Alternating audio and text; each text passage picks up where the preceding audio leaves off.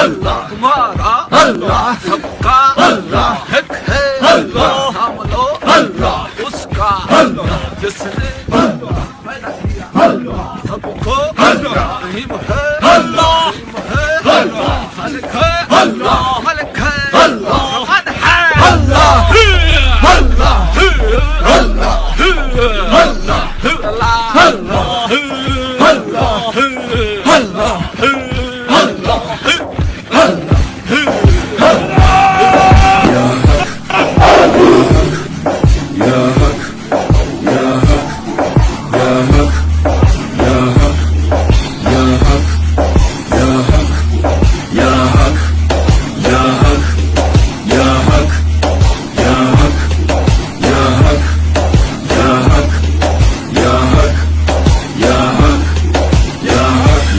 Zikir var, trackte ilim var, beslenir iman.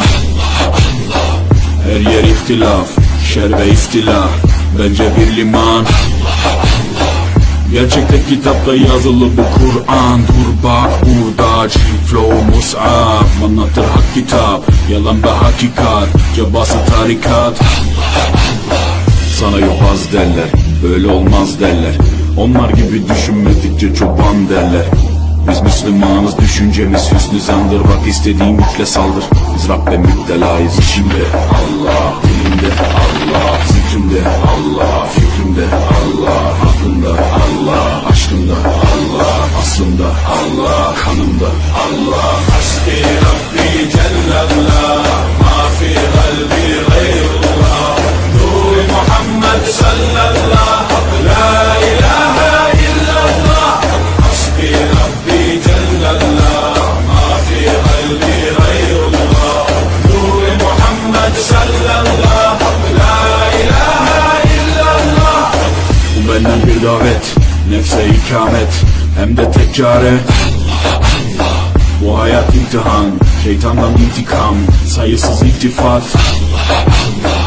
Güvenli dağlara kar yağar bak ancak Allah asla seni satmaz.